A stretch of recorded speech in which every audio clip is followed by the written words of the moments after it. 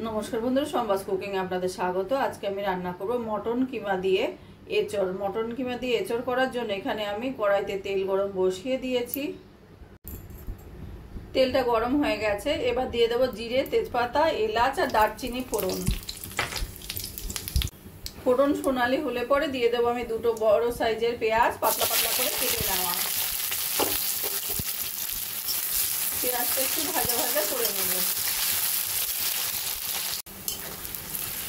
পেঁয়াজ হালকা সোনালি করে ভেজে নিয়েছি। এবার দিয়ে দেবো আমি পরিমাণ মতো নুন, হলুদ, জিরের গুঁড়ো, লঙ্কার গুঁড়ো আর কাশ্মীরি লঙ্কার গুঁড়ো। দিয়ে দেবো 2 চামচ মতো আদা রসুন বাটা। দিয়ে দেবো দুটো টমেটো ছোট ছোট করে কেটে নেওয়া। এবার ভালো করে মশলাটা কষিয়ে নেব।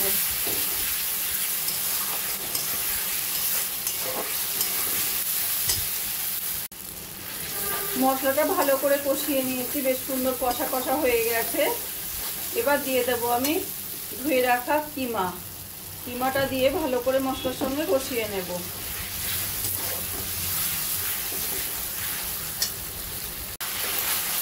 এবার মিডিয়াম ফ্লেমে এইভাবে নাড়া দিয়ে দিয়ে ভালো করে কিমাটাকে কষিয়ে নিতে হবে।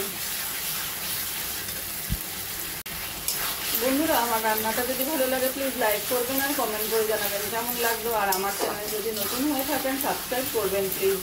আর যদি ফেসবুক পেজ থেকে দেখেন ফলো করবেন প্লিজ। কিমা ভালো করে কষা কষা করে নিয়েছি। এবার দিয়ে দেবো আমি সিদ্ধ করে রাখা এঁচড় আর আলু। এঁচড় আলুটাও ভালো করে কিমার সঙ্গে মিশিয়ে কষিয়ে নেব।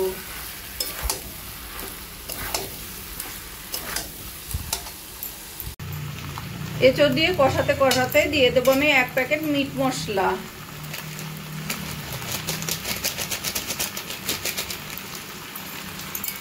মিট মশলাটাও ভালো করে তরকারির সঙ্গে মিশিয়ে নেব।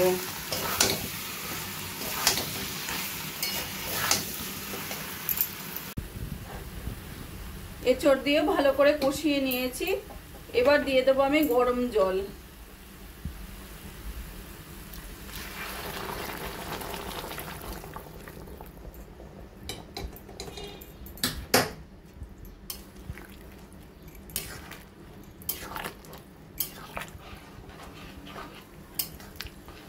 জলটা দিয়ে এবার আমি মিডিয়াম ফ্লেমে রান্নাটা করে নেব।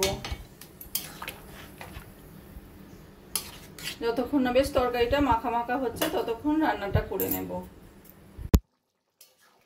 লো ফ্লেমে প্রায় 10 মিনিট মতো রান্না করে নিয়েছি। এঁচড়গুলো বেশ দেখে নিচ্ছি, বেশ সুন্দর নরম হয়ে গেছে। আর আলুগুলো তো সিদ্ধ করা, আলুগুলো সুন্দর নরম হয়ে গেছে। এবার দিয়ে দেবো আমি গরম মশলার গুঁড়ো। যেহেতু কিমা দিয়েছিলাম ওই জন্য 10 মিনিট মতো রান্না করে নিলাম, যাতে কিমাগুলো বেশ সুন্দর নরম হয়ে যায়। এবার গরম মশলা গুঁড়োটা ভালো করে মিশিয়ে নিয়ে আমি গ্যাসটা বন্ধ করে দেব।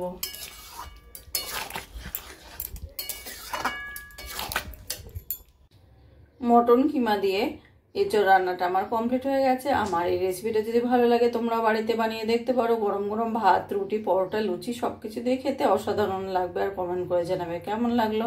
প্লিজ লাইক, শেয়ার ও সাবস্ক্রাইব করবা। যদি ফেসবুক পেজ থেকে দেখো ফলো করে নিও প্লিজ।